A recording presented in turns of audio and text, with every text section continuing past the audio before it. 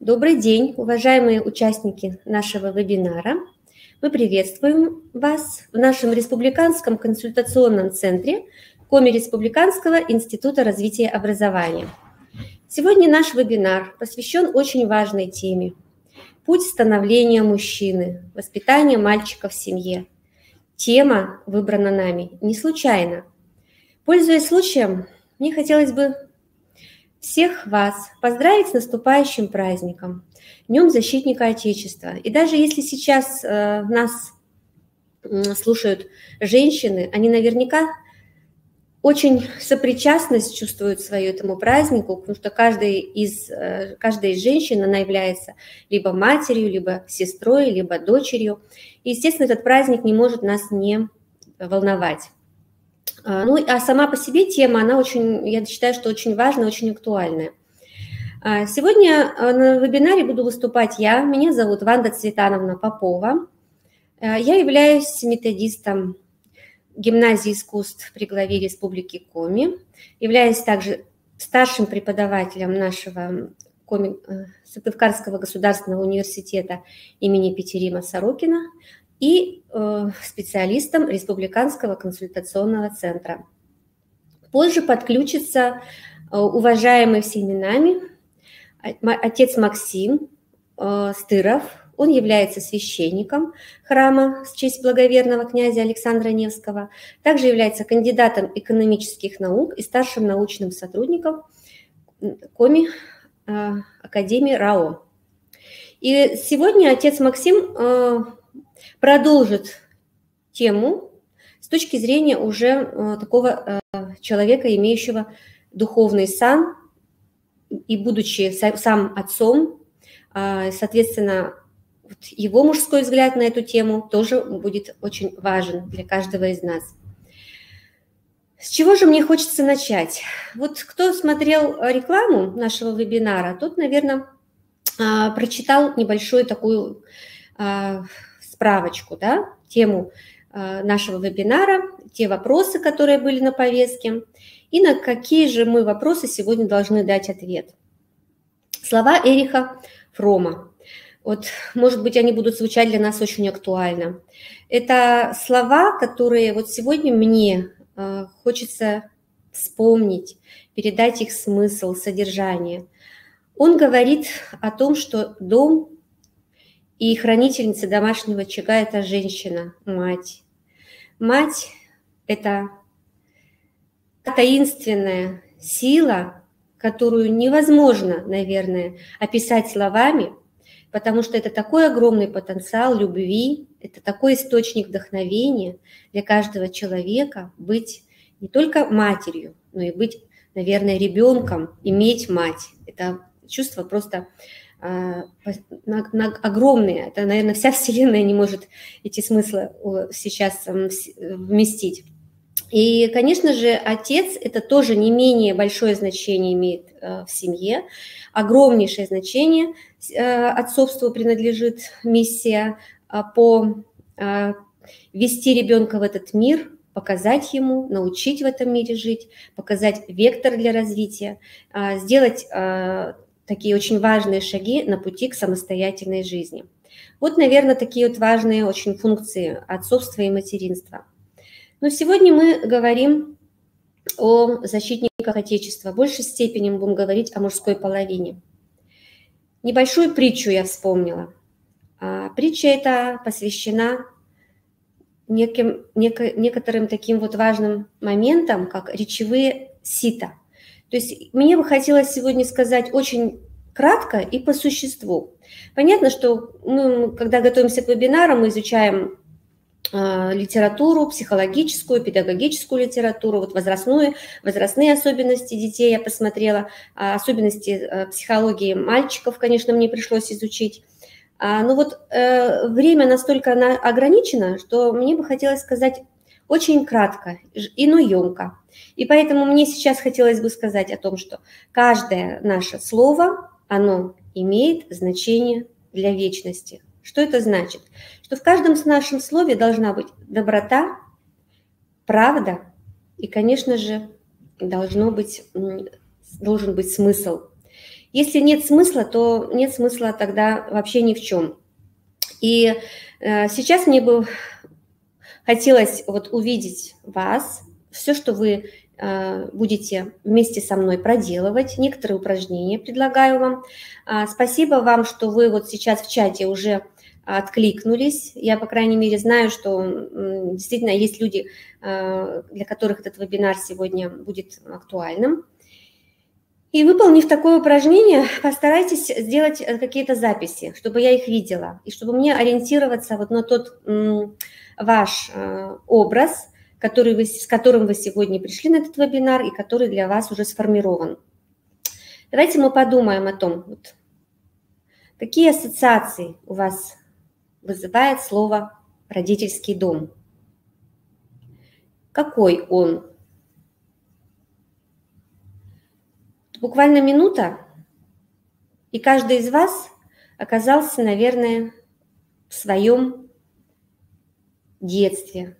Потому что родительский дом – это то, откуда мы все родом, откуда мы пришли в мир взрослых, с теми принципами, с теми основаниями, с теми, может быть, завещаниями, которые нам переданы родителями. Спасибо вам, что вот вы говорите о том, что прежде всего это все-таки дом – это не стены и не окна, и не мебель, а это вот именно то содержание, да, чувство защищенности, которое вы испытывали. Ну а сейчас постарайтесь перенестись вот в свой дом, где вы сейчас живете. Может ли это чувство испытать ваш ребенок? Вот ребенок, проживая с родителями, чувствует ли он эту защищенность, вот это тепло? Вот постарайтесь ответить на этот вопрос. Также мысленно мы сегодня должны подумать о том, какими же качествами, чтобы обладал наш ребенок. В каком бы возрасте он сейчас ни находился, какого бы возраста он не был, да, мы все равно как-то так или иначе ассоциируем себя со своим будущим. Представление наше о будущем наших сыновей. Какими качествами должны быть наделены? Что мы в них хотим воспитать? Что для нас самое главное? Какое качество? Возможно, вы тоже сейчас ответите на этот вопрос в чате.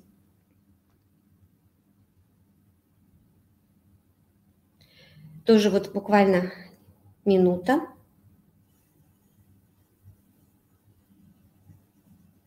И пытаюсь уловить важное для вас понимание, каким мы хотим увидеть своего сына. На кого он похож?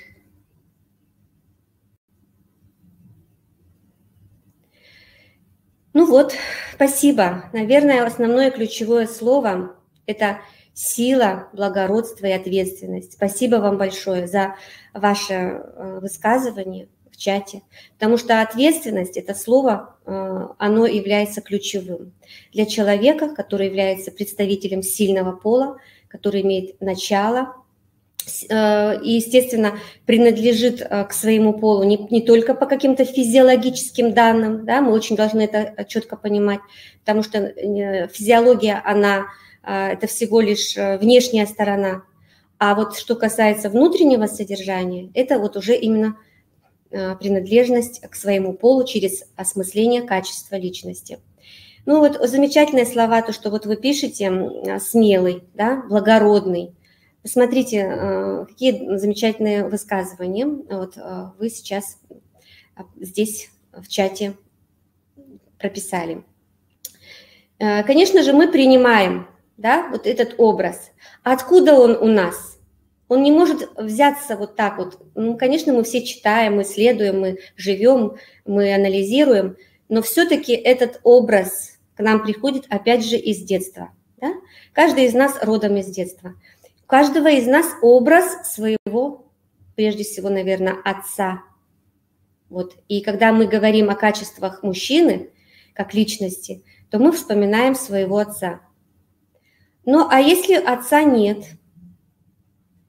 Бывает так, что вот у нас, к сожалению, такое распространенное очень явление, как явление безотцовщины, да? Если отца нет, тогда на кого мы ориентируемся в своей жизни? На какие у нас могут быть идеалы?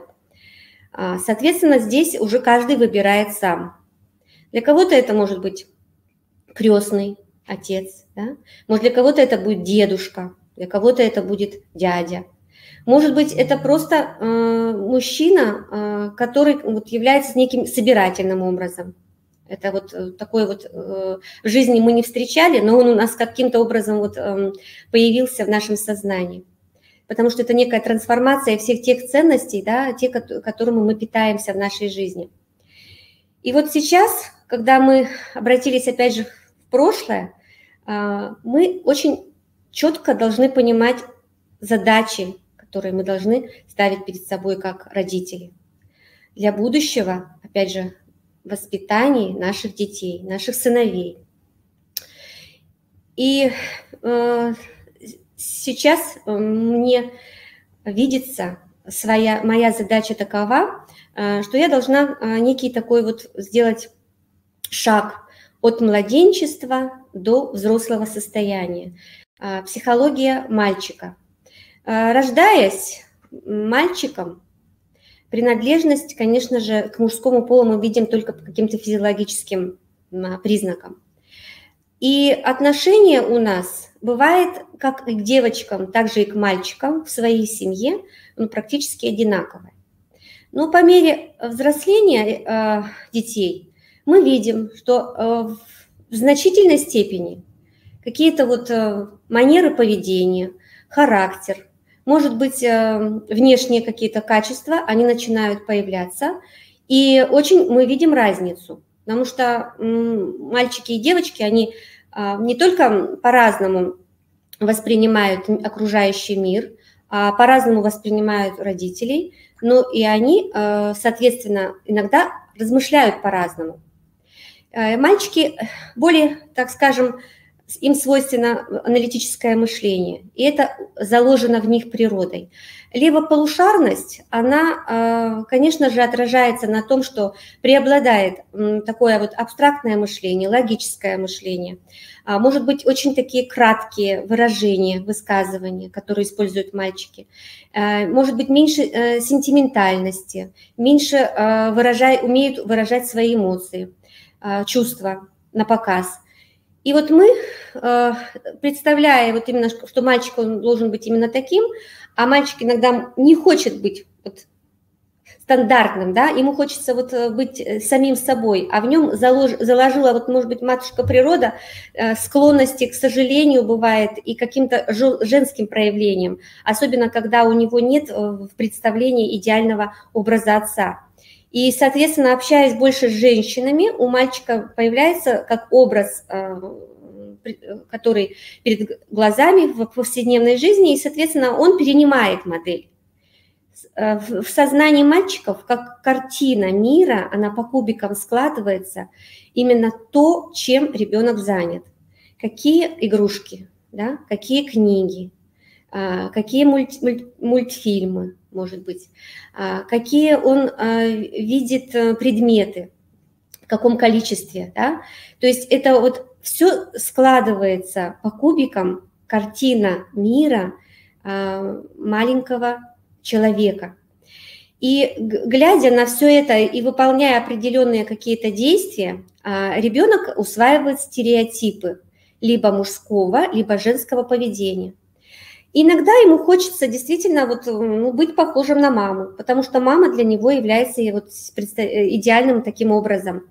И ему хочется подражать, соответственно, тому, кто для него привлекателен. И бывает, к сожалению, наверное, а может быть, к счастью, что мальчикам хочется и плакать, хочется и капризничать, и хочется свои эмоции показывать и быть самим собой. И почему в этом случае нельзя говорить мальчикам: ты не должен плакать, ты не должен быть слабым? Потому что очень часто вот этими репликами мы даем мальчикам понять, что, оказывается, нужно постоянно быть скованным, сдержанным, эмоции не допускаются, И это все во что может перерасти? Это, конечно, может перерасти в невроз. С самого раннего детства может ребенок вот приобрести вот такое вот психическое расстройство. И прежде всего это вот эта обидчивость, капризность, плаксивость, она переходит потом в такие состояния, когда появляется агрессия, либо неуверенность в себе. Когда ребенок не уверен в себе, мальчик не уверен в себе, этот стереотип в будущем, в подростковом возрасте приводит к состоянию отверженности.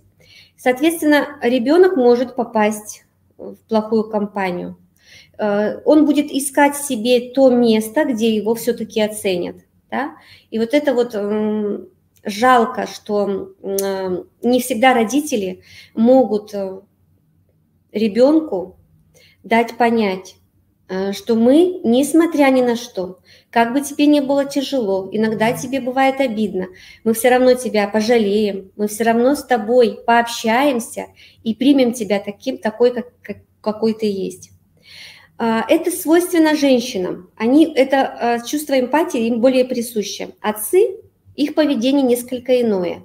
Вот как показать отцу, что он, несмотря на то, что ребенок, может быть, неправильно себя ведет, тем не менее отец его не осудит, ни в коем случае не унизит его мужское достоинство, не будет его никогда порочить.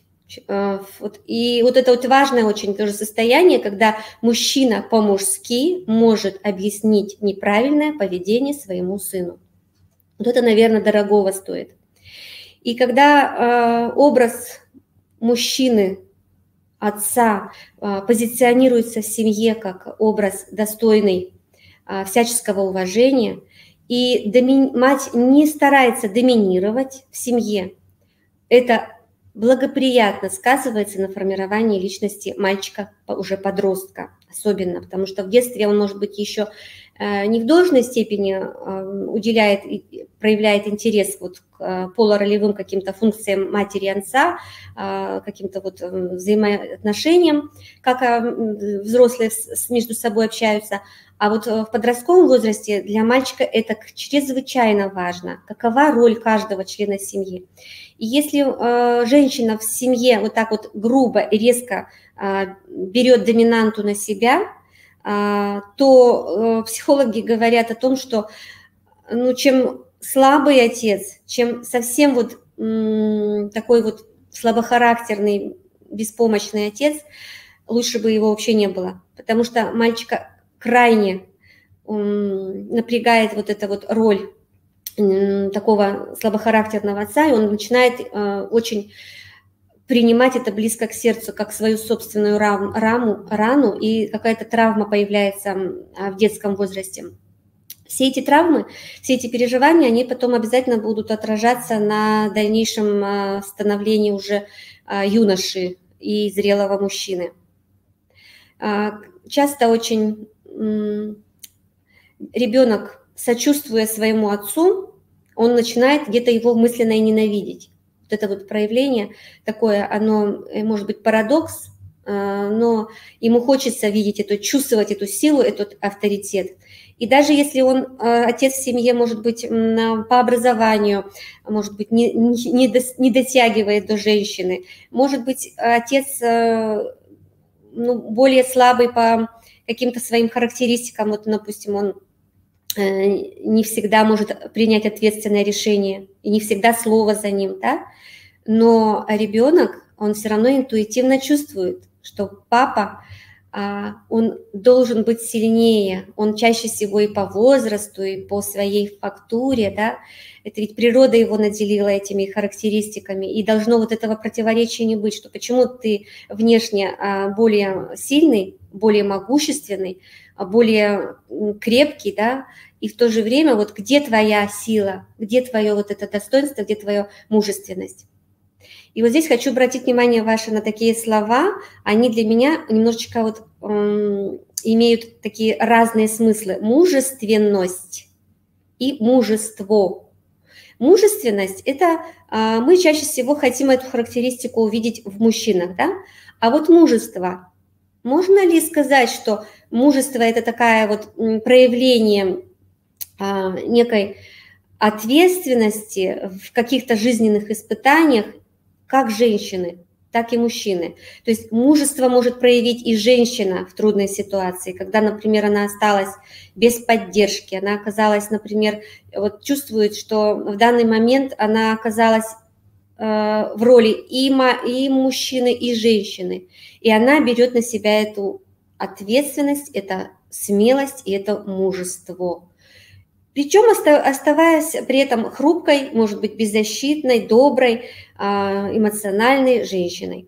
То есть вот эти вот, это не является противоречием, это просто говорит нам о том, что мужество присуще не только мужчинам, но и женщинам. И в этом иногда женщина бывает действительно очень сильной, и в этом не ее, может быть, вина, а в этом ее заслуга. И, конечно же, сын должен понимать, да, в какие моменты нужно прийти на помощь родителям, матери. Ему очень важно понять, как он может помочь в той или иной конкретной ситуации. То есть мы не должны постоянно ограждать от трудностей, скрывать. Мы должны дать им возможность протянуть нам руку, проявить себя как мужчина, посочувствовать, да, помочь, может быть, где-то сказать свое такое веское мужское слово, но оно нам придет вот по душе, придется по душе, и это вот какая-то будет действительно опора и поддержка. Здесь вот эти два слова «мужественность» и «мужество» вот ключевыми являются, поэтому я так постаралась подробно остановиться на этих двух словах. А вообще наш русский язык, он настолько богат, настолько прекрасен, и в нем ничего нет такого вот, чтобы было, казалось бы, бессмысленным. То есть в каждом слове есть смысл. Почему у нас, например, в истории нашего Отечества чаще всего мужчины брали на себя вот такие главенствующую роль? Не случайно наши правители, да, в основном это мужчины, женщина, она была правопреемницей только в том случае, но если муж погибал, да, ей ничего не оставалось, как взять на себя эту роль правительницы. Но все-таки мы имеем представление, да, в нашем представлении правитель – это все-таки мужчина. И вот если ученых посмотрим, сколько имен, да, это все мужские имена.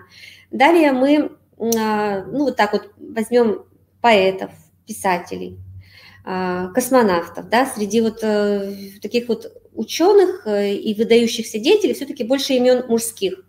Наверное, это тоже не случайно, потому что мужчину еще в Древней Руси воспитывали не только как пахаря, но и как воина. То есть это была прямая ответственность и обязанность мужчину взять на себя ответственность защитить, наверное, свою семью, свой кров, свой очаг от каких-то внешних завоевателей.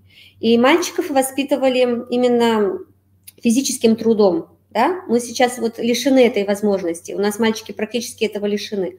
А то, что было у нас в нашей истории нашего Отечества, там, где княжили наши князья, воспитание всегда было с ранних лет, с 4 лет, например, уже. Иногда даже сажали, например, на коня и пытались научить мальчика обуздать вот такого ретивого коня. Это считалось некое боевое крещение.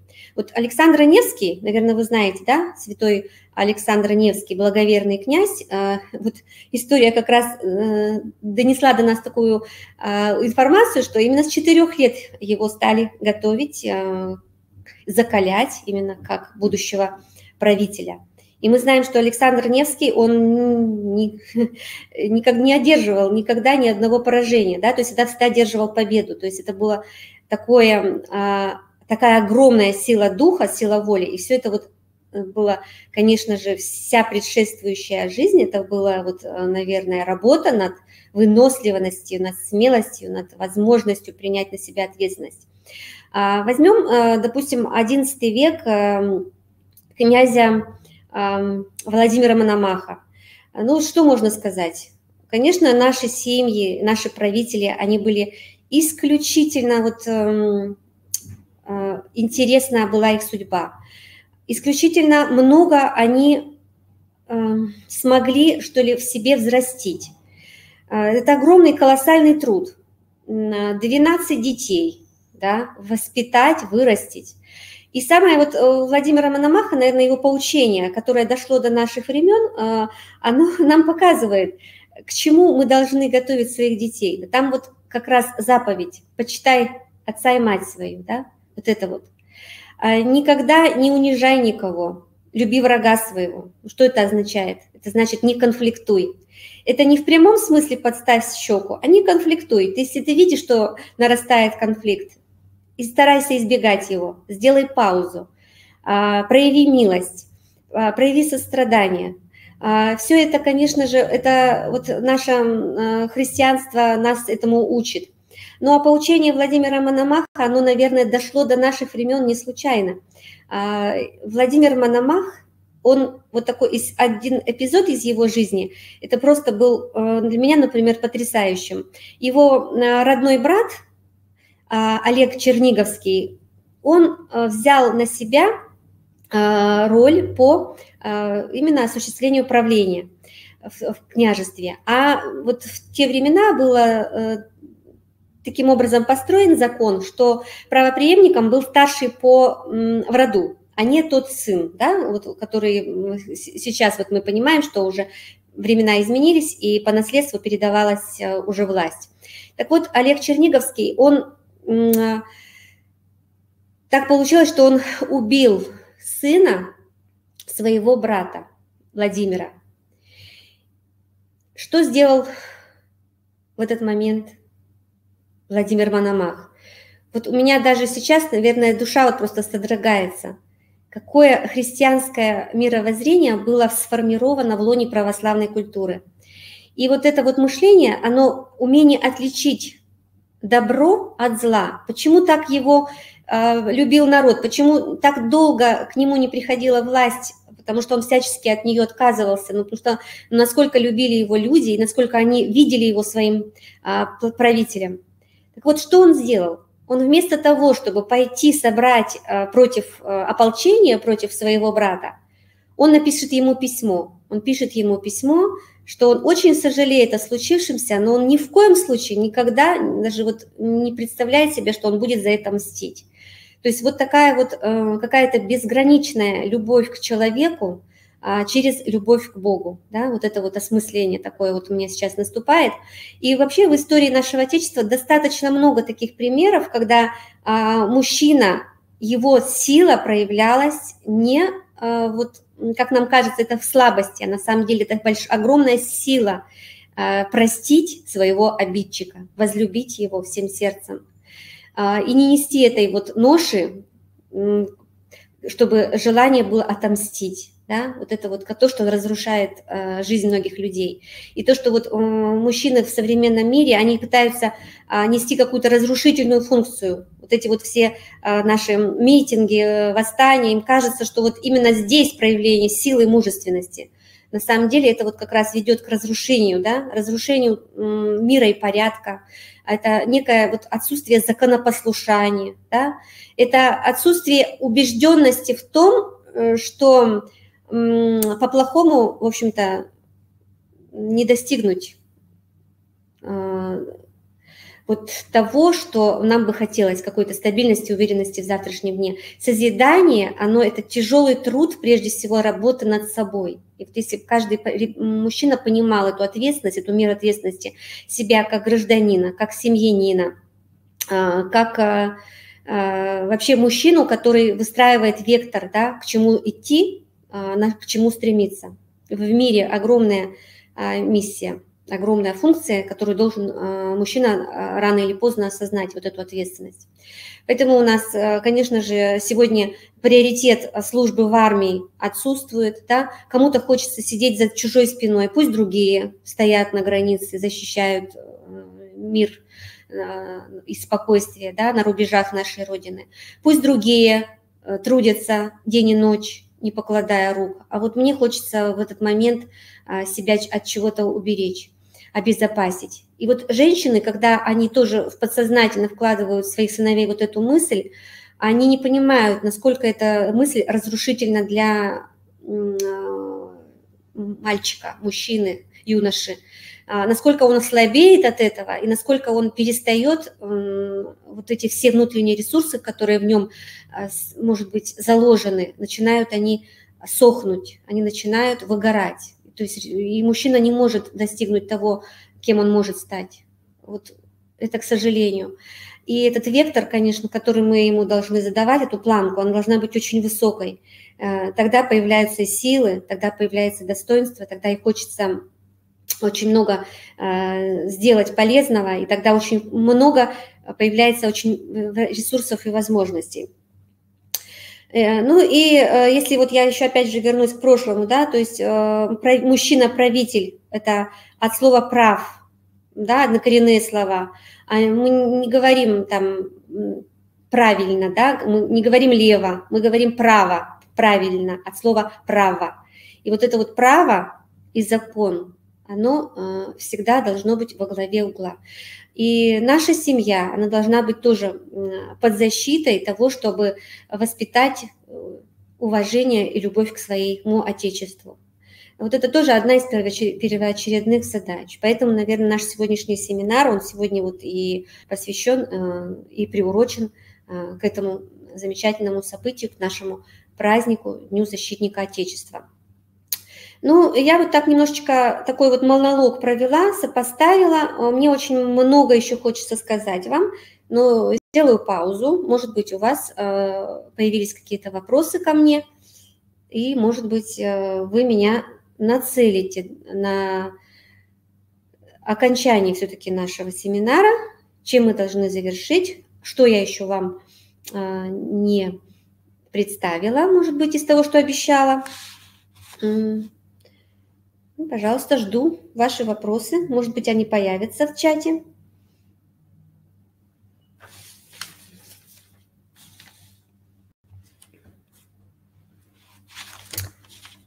Вот вижу слова благодарности. Мне, конечно, очень приятно за то, что вы сегодня со мной, за то, что вас эта тема тоже волнует. И вот смотрю вопрос. Если отца в семье нет, вы знаете, я сама, как ребенок, росла долгое время без отца. У меня его не было. А потом появился в семье отчим. Ну, может, я, конечно, говорю о каких-то очень важных личных вещах, но если мы не будем говорить, опираясь на свой опыт, мы, наверное, другого не сможем донести. Вот каждому что-то свое приходит на ум для понимания, да, из жизни, из собственного опыта. И как вот происходило в моей семье? В моей семье, естественно, отчим, наверное, никогда не заменит родного отца. Но, тем не менее, так сложилось, что я изучала литературу. И в русской литературе столько много вот таких вот прекрасных примеров какого-то героического, мужественного поведения. Это нас советская школа воспитала на любви к Отечеству. Да? Мы очень много книг читали, например, и знаем о героях Великой Отечественной войны. Вот я, например, помню школьных лет в школьной программе, мы знакомились с произведением,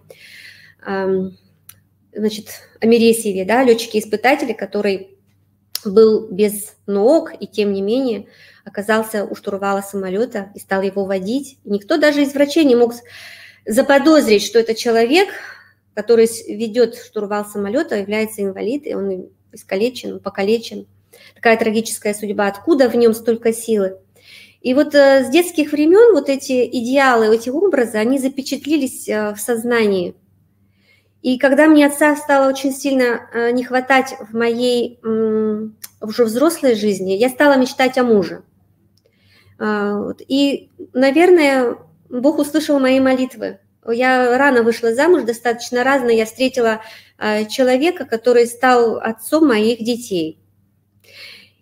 И сейчас вот я часто к нему обращаюсь за советом и помощью. Он мне и как муж, и как отец. И это, наверное, правильно, потому что этот образ, он сейчас не просто виртуальный, а он стал реальным. И я каждый раз говорю моим детям, даже если что-то вам не нравится в вашем папе, вы ни в коем случае не имеете права его осуждать. То есть искать всячески в жизни примеры, да, какие-то. Ну, это может быть собирательный герой, идеал. Но без идеала, я думаю, что это очень трудно. И, конечно, женщина, она когда одна воспитывает ребенка без мужа, ей надо просто подпитывать, поддерживать в мальчике вот, то, чего ему не хватает. Она ему должна рассказывать, показывать, демонстрировать свое отношение к тому или иному поступку. Почему этот поступок мы считаем мужественным? Почему мы его одобряем, этот поступок? Вот это, наверное, вот такое вот, может быть, пожелание. Потому что мы знаем, что готовых советов нет, да? А вот пожелание есть такое, что мы мальчику должны обязательно найти этот пример и всячески в нем поддерживать именно, ну, через образ. Опять же, образ литературный, там, не знаю, в чужой семье. А хороший выход, когда, вот, например, священник приходит на помощь. И если, например, в семье нет отца, вот, ну, то, например, в моей семье, вот моего родного отца нет, иногда вот обращаюсь к священнику, и вот образ отца в нем нахожу, обращаюсь за помощью, за советом, за поддержкой, за благословением. Очень помогает, вот мне лично. Поэтому если я ответила на ваш вопрос, то хорошо. А если нет, то вы, пожалуйста, снова мне его попытайтесь еще раз задать. Может быть, я что-то не совсем правильно вам говорю. Ну вот вижу, что вы отвечаете, да. Спасибо вам за ваш вопрос. И этот вопрос очень важный, да, с точки зрения, наверное, каждой женщины, которая находится вынуждена, да, воспитывать мальчика.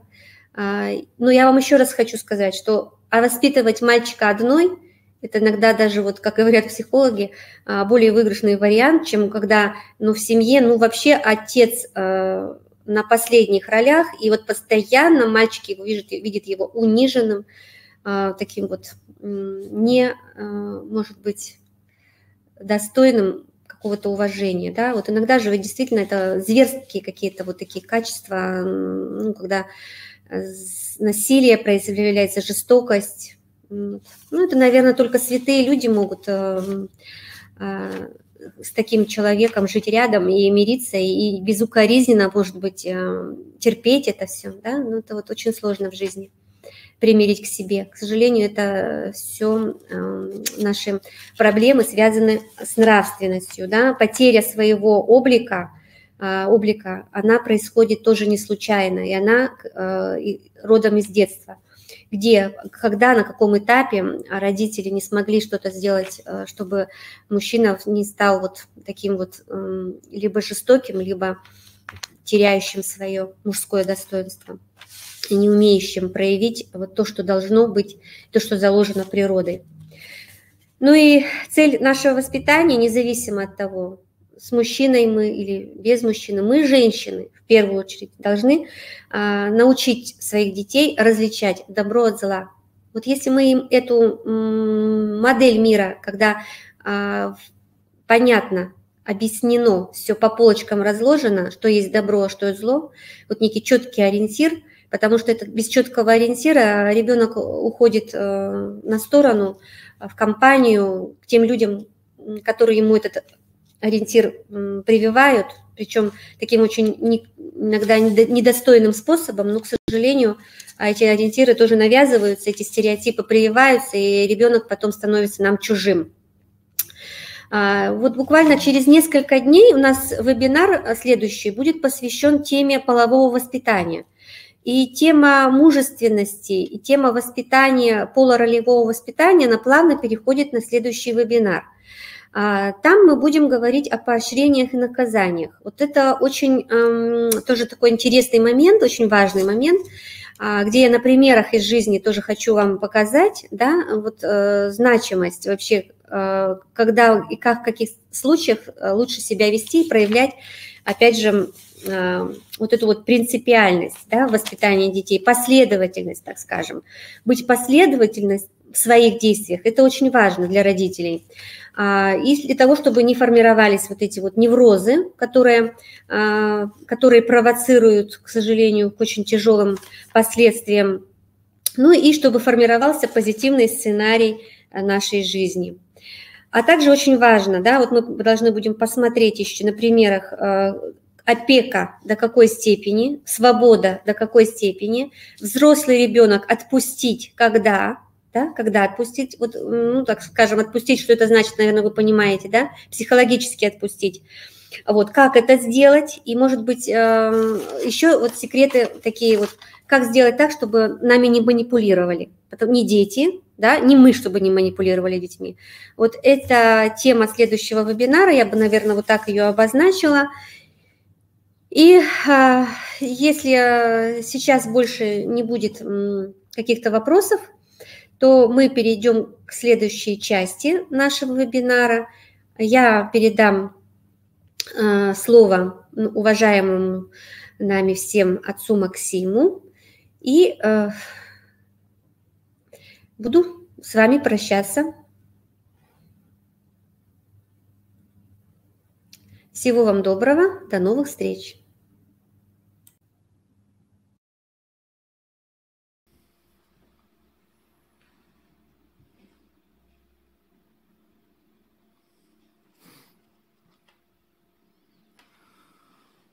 Приветствую вас, дорогие друзья. Нам сегодня предстоит поговорить о пути мужчины. Что такое мужественность с точки зрения Божьего Слова, Библии? Почему Господь, создавая нас, людей, разделил на два неодинаковых пола? И какое призвание Он дал тем, кого мы называем сильным полом? Первое, что хотелось бы отметить, это уподобление мужчины, главы, Отцу Небесному в таком деле, как творчество. Ведь Бог создает мир, создает его хорошим, но не до конца совершенным. И Он дает человеку задание улучшать этот мир, возделывать и хранить его, как говорит первая глава книги Бытия. Вот хранить, то есть сберегать то, что уже сделано, это больше, наверное, удел женщины. Женщине свойственно не рисковать, сохранять то, что сберегать, то, что уже есть, вынашивать себе семя новой жизни, рождать, воспитывать детей.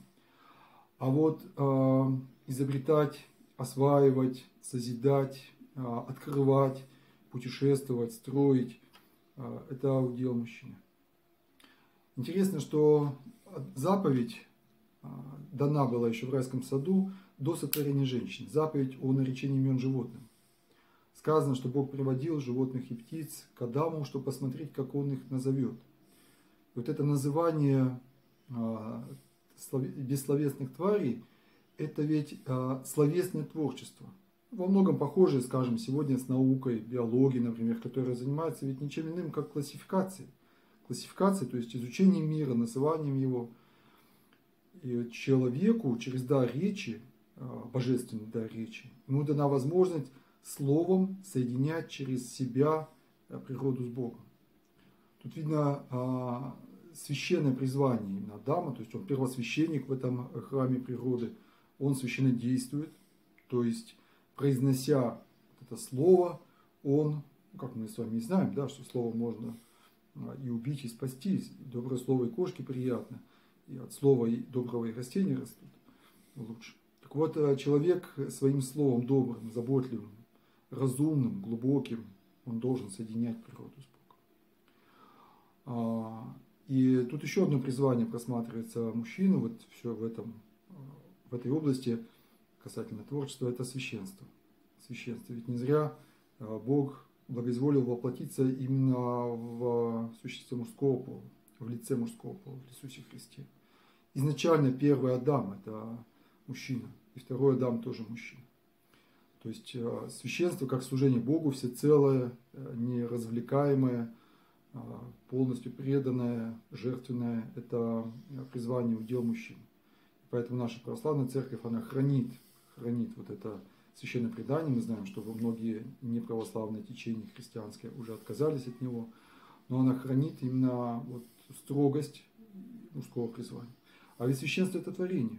Мы творим реальность, мы творим проповедь, мы творим беседу, мы творим таинство. Каждый раз таинство, хотя и дословно совершаемое буква в букву, но оно каждый раз новое.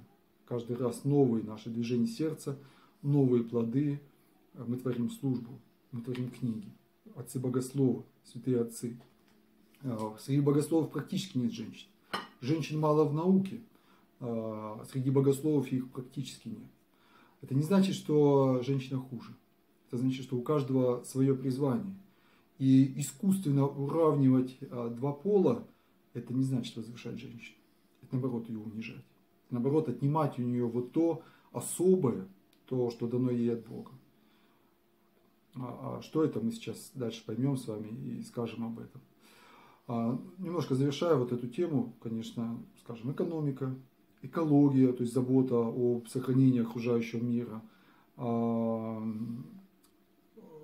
управление государством, управление семьей, то есть принятие решений главенства. Вот это все можно отнести к этой области. Из него вытекает вторая, совершенно логичная и следовательно, это ответственность. Ответственность. То есть вот то понятие, которое сегодня, пожалуй, чаще звучит, если заходит разговор о мужестве, об отцовстве, вот первым делом называется ответственность. Но оно все-таки, думается, уже является производным от понятия силы и творения. То, что ты сотворил, ты за то отвечаешь.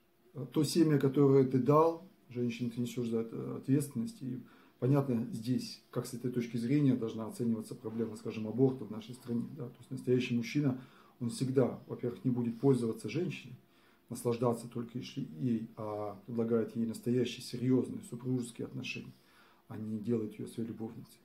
Вот. Во-вторых, во всех случаях, в любых ситуациях, сложных, и экономически сложных, и когда врачи ставят какие-то злостные прогнозы, он несет ответственность за своего ребенка, пока еще не рожденного, пока еще находящегося в утробе матери. Последовательность – это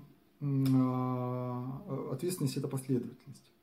Если ты говоришь, ты должен делать. Если ты в одной ситуации говоришь и делаешь так, ты должен так поступать, сообразно обстоятельствам, но все-таки, как правило, всегда, везде так. Ты должен быть последовательным. Вот это и есть ответственность. Отвечать. Мы за все будем отвечать. На страшном суде всякий человек будет отвечать, а особенно мужчина, потому что ему больше дано. Ему больше дано силы, физической силы. Мужчина, как правило, выше, как правило, сильнее, как правило, работоспособнее. Он, как правило, обладает большей силой логического ума. То есть не той силой сердца, которой обладает женщина, она строит отношения. Она сохраняет семью. А вот силой логики, силой изобретательности, которая меняет мир, обладает больше мужчина, по слову Господнему, кому много дано, с того много и спросится. И еще одна фраза из Священного Писания, которую мы гипотетически каждый из нас скажет на страшном суде. Вот я и дети, которых дал мне Бог. То есть мы придем и ответим за себя, за своих детей, внуков, за всех, на кого мы влияли, за своих учеников. Известно наблюдение, что сила мужского слова автоматически сама по себе, только вследствие его половой принадлежности, больше, чем у женщин. Очень часто об этом говорят сами женщины, говорят, ну вот если бы, конечно, мужчина бы, педагог, пришел, сказал, если бы батюшка вот пришел, допустим, преподавал основу православной культуры, это же совсем другое. Это же процент восприятия резко возрастает. Потому что как раз и чувствует ребенок, и вообще любой человек вот, силу вот этого твердого последовательного слова и воспринимает ее. И вместе с тем ответственность – это жертвенность, то есть это готовность взять огонь на себя. Сейчас мы празднуем Сретение Господне, и во входном стихе этой службы, то есть в тех строчках Ветхого Завета, которые произносятся в сам день праздника, говорится: сказа Господь спасение свое, пред языки открыл правду свою. Вот что это за правда, которую Бог открыл перед языками, то есть перед народами в своем пришествии в мир, погружении в воды Иордана и вот в принесении в Иерусалимский храм 40-дневным младенцем. А правда заключается в том, что он берет огонь на себя.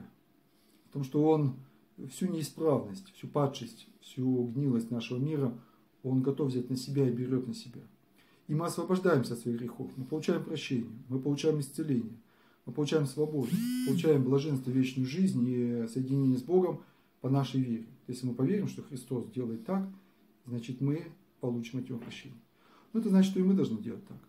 И мы должны прощать своих врагов, и подставлять вторую щеку, и терпеть несправедливости, неправду, укоризны. Замечательно. Об этом говорит Ава Дорофей. Он говорит, смиренно-мудрый во всем себя считает виноватым. Он никогда не оправдывает себя. Да, вот в Евангелии нет заповеди оправдываться. Никогда не оправдывайся. Никогда не защищай себя, если на тебя несправедливо клевещут. Если задают вопрос, скажи правду, как было. Если на тебя возводят какую-то клевету и как бы и не ждут ответа, то есть не задают вопрос, а просто тебя в чем-то обвиняют несправедливо, прими на себя вот эту несправедливость, потому что Христос так поступал. И тогда исполнится заповеди блаженства, блаженны изгнанные за правду, блаженны, когда вас будут поносить и гнать и засловить за меня. Вот эта твердость, состояние в вере, это великий дар, который нам явил Христос.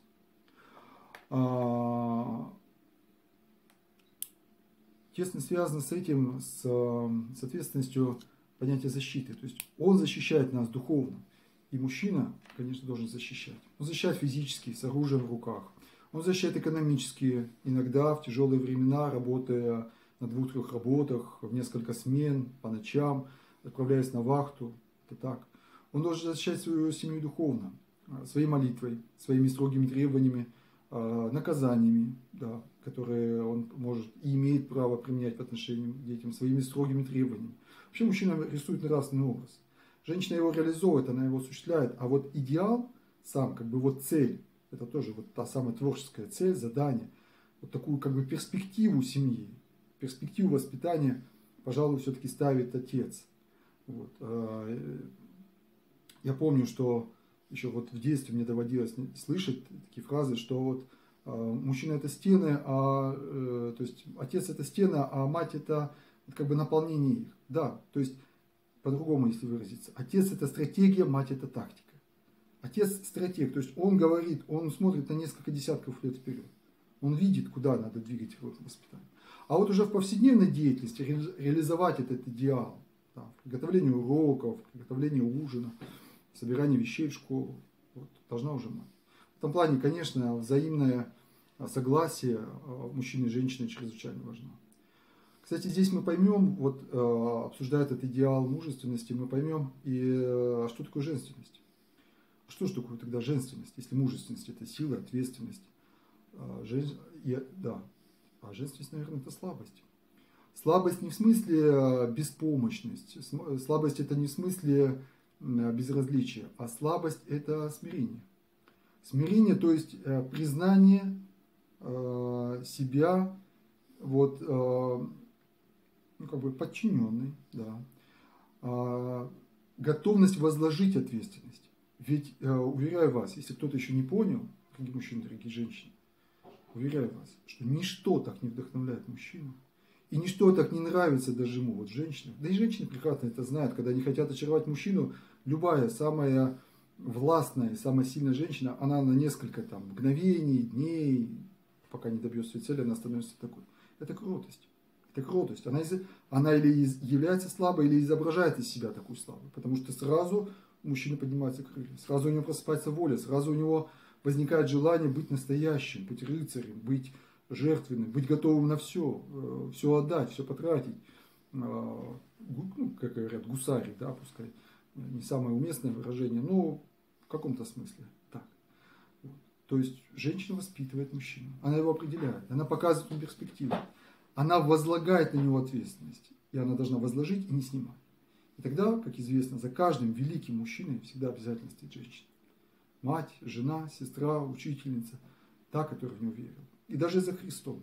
И даже за Христом стояла женщина, его мать, которая верила в него и во многом вдохновляла его, и учила, и воспитывала. И даже в его общественном служении. Мы знаем, что она была постоянно вот неподалеку, рядышком с ним. И, безусловно, он, как и будучи Сыном Божьим, но как и Сын Человеческий, конечно, ориентировался на нее. Мы ориентируемся на вас, женщины. Когда хотим что-то создать, когда хотим чего-то достичь, мы всегда думаем о том, что мы плоды вот этих успехов рано или поздно принесем к вашим ногам и получим от вас одобрение, похвалу, признание, и это даст нам неизмеримо больше сил одерживать новые победы. И вместе с тем, вот это все должно быть обязательно связано со смирением самого мужчины. Вот что такое смирение мужчины? Смирение мужчины – это кротость. Кротость – это такая непоколебимая приверженность правде, когда он стоит на правде, и его не свернуть с этой правды.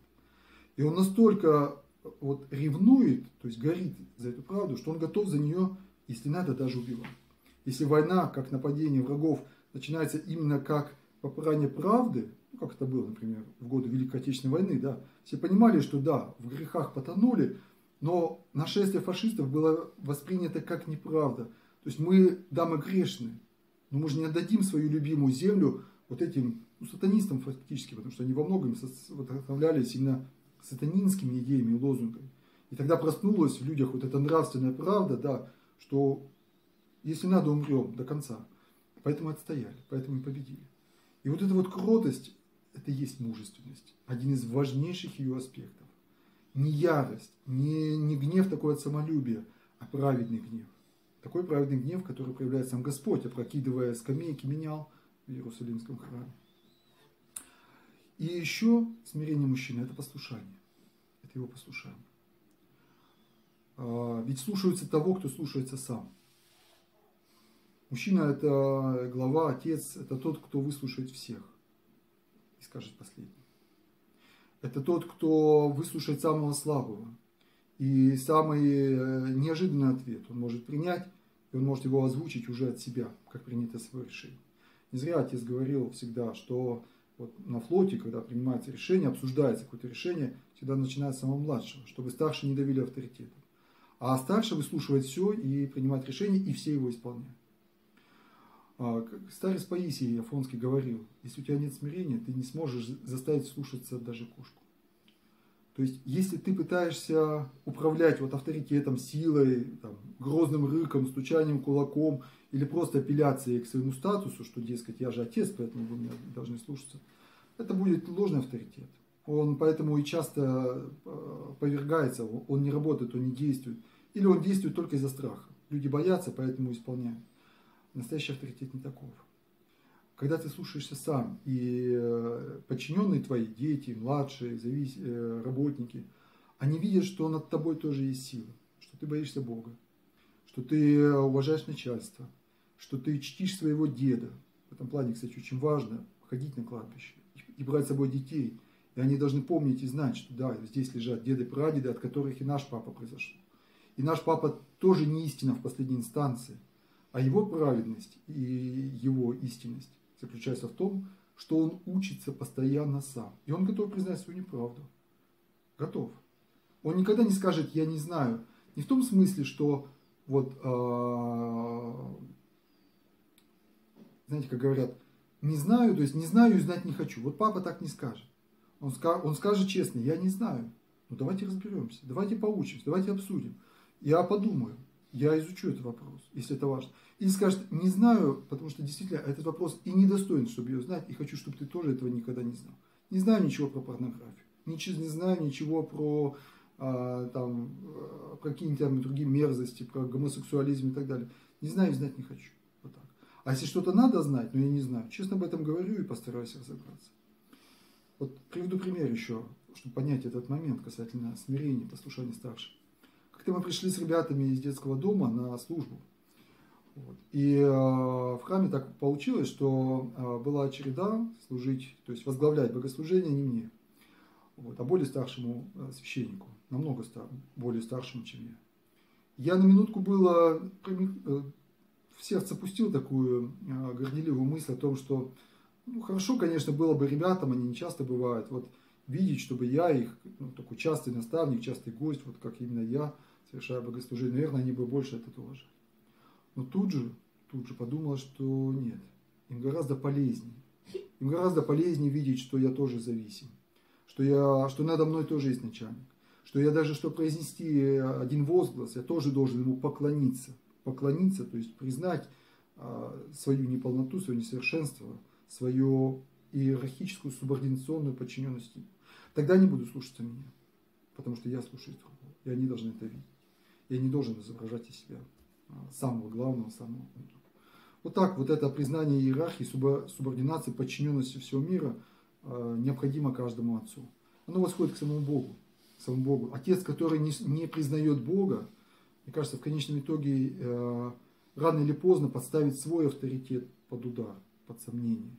Ведь должен быть абсолютный авторитет. Даже если ты слушаешься начальника и так далее, вот все равно над нами, над всеми Отец наш. Так и говорится в послании к Ефесянам: преклоняю, апостол, который сам говорит своим чадам, что вы называете меня отцом, немного у вас отцов, я вас родил для веры. Но он говорит: я преклоняю колени мои пред Отцом Господа моего Иисуса Христа, от которого именуется всякое Отечество, то есть отцовство на небесах и на земле. И действительно, и Родину мы называем Отечеством, отчизной, и царя, и крестного, и командиров, и отцов науки, и отцов города, и батяне, комбаты и так далее. Вот это же все от Бога происходит. И он преклоняет свои колени. Что еще сказать? Что еще добавить? Это бездонная тема. Бездонная, потому что отцовство это любовь. Это любовь неисчерпаемая. Ну, кстати, вот и мысль пришла. Это любовь и счастье, но это, знаете, способность быть счастливым самому. Потому что ты сделаешь своих детей счастливых, если ты научился сам быть счастливым. А счастливым может быть только тот человек, который счастлив сегодня здесь. Если ты счастлив завтрашним днем, если ты говоришь: вот когда эта проблема решится, когда вот этот вопрос наладится, вот тогда мы заживем, ты никогда не будешь счастлив. Потому что решится этот вопрос, возникнет другая проблема. Быть счастливым – это быть счастливым не благодаря тому, что все хорошо, премия свалилась, это получилось, дело закончилось. Настоящее счастье – это счастье вопреки. Болеет человек, а вопреки этому счастливый. Проблемы в семье, а он благодаря этому счастливый. Не заладилось у него с родительством, допустим, нет потомства, а он благодаря этому, несмотря на это, он все равно счастливый. Потому что настоящее счастье – это счастье любить вообще жизнь людей, Бога и быть с Богом. Здесь, сегодня, сейчас. И тогда ты детей этому научишь. Прекрасные два фильма хочу вам посоветовать. Это фильм «Со дна вершины». Не буду подробно пересказывать, посмотрите сами. Там прекрасный образ отца. Отца вот этого парня, который потерял ноги в аварии и потом стал чемпионом по горным лыжам. Понаблюдайте, как ведет себя его отец, что он говорит, какие его эмоции, как он поступает, какие принимает решения. Замечательный образ. И не менее сильный в фильме «Движение вверх». Вот это тренер, там это уже не отец, а тренер, но тренер, который ведет свою команду к победе, и как он ведет. Самое главное – это его жертва. Он своего сына приносит в жертву, здоровье своего сына ставит на кон в самый решительный момент, чтобы эта победа свершилась. И он одерживает победу, и как его потом вознаграждает Господь. Вот как ему возвращается старицы. Это ведь образ самого Христа. Там незримо присутствует, потому что Христос так делает. То есть Отец его посылает в жертву за нас, Христос умирает, он никакой земной славы не получает. Ни сокровищ, ни детей, ни семьи, ни славы. Смерть позорная, мучительная на кресте. Но Бог его воскрешает из мертвых. Вот она, отцовство, которое в самом Христе и в Боге Отце. Вот эта жертвенность, она проявляется. Тезисно. Воздержание, естественно. Отец – это тот, кто может отказать себе, тот, кто строг к себе, снисходительным к другим. Кто может поститься, кто может терпеть, кто может не спать, кто может дежурить. Это сверхзадачи. Он исходит не из настоящего момента, он верит. Он верит в то, чего еще нет. Это убежденность в невидимом. Это Притча о блудном сыне, великолепная, глубочайшая. Это отец, который умеет давать свободу другим. Отец, который отпускает своего сына, рвущегося на свободу, отпускает. Он знает, что тот сам должен прийти к правде, к послушанию, и потом стоит и смотрит. И когда сын идет, он бежит ему навстречу и падает на шею, и обнимает, и все возвращает. Вот это великодушие, способность прощать. Это, что еще добавить, надо уже завершать, но хочется не упустить важные мысли. Это терпение и доверие, это большое дело жизни, которое должен иметь мужчина. Оно может быть небольшое с точки зрения общественного статуса. Важно, как ты к нему относишься. Ты можешь и дворником быть так, что каждый человек будет знать, что важнее этого дела нет. И вот поставлю на этом точку. Это слово. Умение отвечать за свое слово, не только исполнять, умение удерживать свой язык, не болтать. Не может, простите меня, если кто-то с этим не согласен, но я буду на этом настаивать. Не может быть настоящим отцом тот, кто матерится. Потому что мат – это оскорбление отца, матери, семьи, Бога, Родины. Вот умение знать несколько слов запрещенных, их не произносить, удерживать свой язык – это отцовство. А дальше закончим на этом нашу беседу. Она безмерно, бездонна. Учитесь, ищите, читайте, молитесь, обращайтесь к Богу. Он знает, Он наш Отец. Он вложил в нас то, что мы должны в себе открыть, развить, осуществить. Он и научит нас настоящему отцовству. Благодарю вас за беседу. Господь да будет с вами.